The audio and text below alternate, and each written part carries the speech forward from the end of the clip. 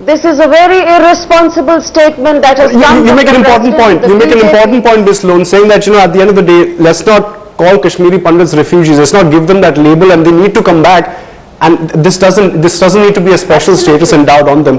Go ahead, Sambit, you have a counter. See, the whole issue has to be understood in its entirety. Mr. Rajnath Singh told that the 24 seats lying vacant of POK region has to be filled in by number one, the refugees from the POK first, and then the Kashmiri Pandits. They are two separate things. The refugees from the POK who had fled the POK when POK became occupied in 1947, approximately 10 lakh people had fled that fateful day when the tribals attacked and it was occupied, and they were displaced all across India, some in Jammu and some other parts of India. My question is, as yet, most of them have not received the citizenship of India. They are not voting for this country.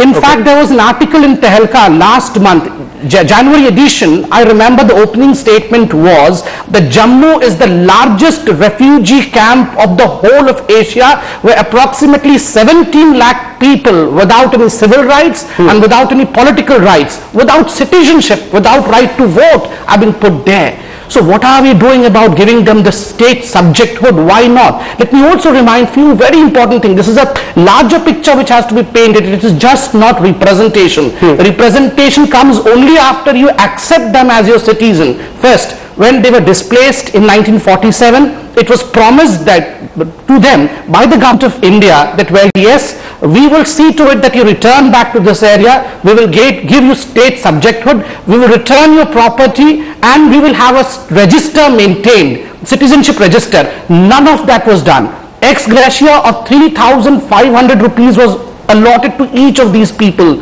but nothing has happened in the sense that if you are granting an ex gratia, then why not citizenship? And Sanjay, that's the other thing, that on one end where you appear to be, you know, a place of safe haven, a place of refuge for people coming across from Pakistan, from Bangladesh, but for your own people, you're not able to, you know, inspire that kind of confidence to join that mainstream, once again, return to their homes in Kashmir.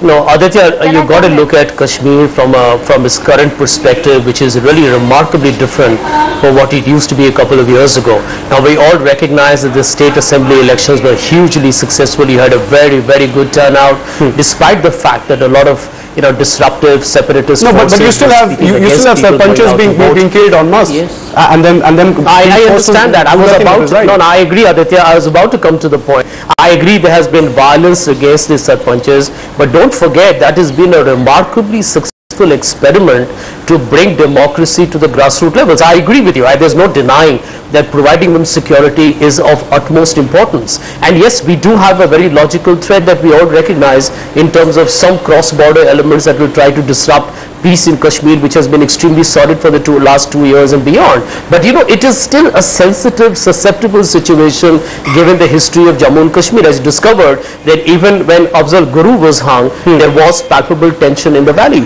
So no, these are things that we got to recognize. I think the point that I would like to request Sambit to, you know, talk to the BJP people. You see, when Kashmir is a very integral part of India, it has got relative tranquility.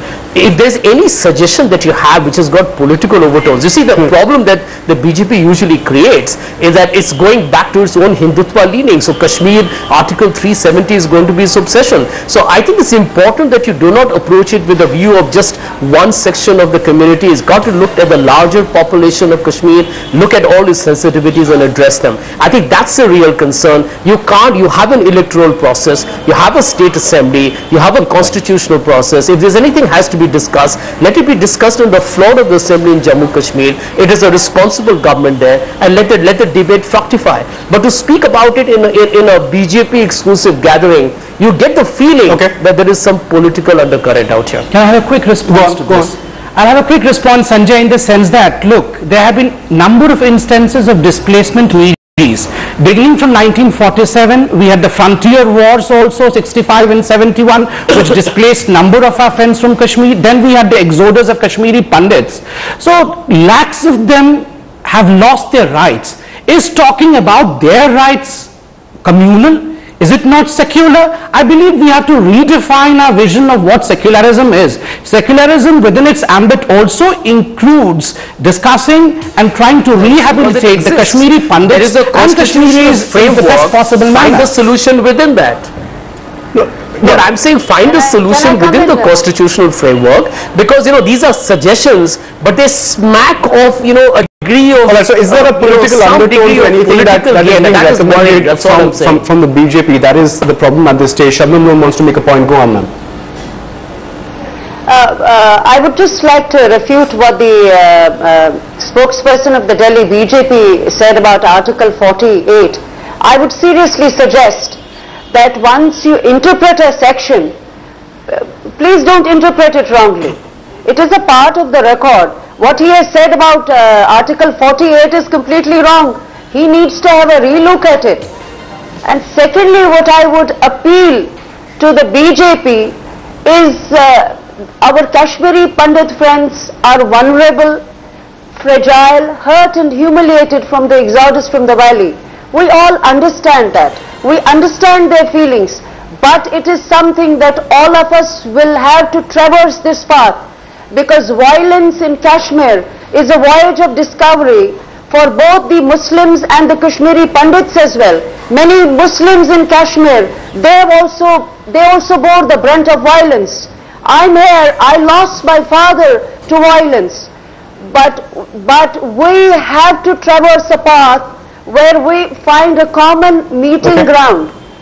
Taking up unconstitutional issues like this, which will fuel fire and fury, need not be addressed. Like the final word, Shabnam Loan making a very important point, saying that let there be common ground, let there be some kind of resolution, which is, well, for everyone concerned as well. This is of course a very sensitive issue. We need a lot of deliberation as well, and perhaps it doesn't require the kind of political overtones which sometimes seem to creep in. Shabnam Loan, Sambit, Patra, also Sanjay Jha, appreciate you joining us here for this debate.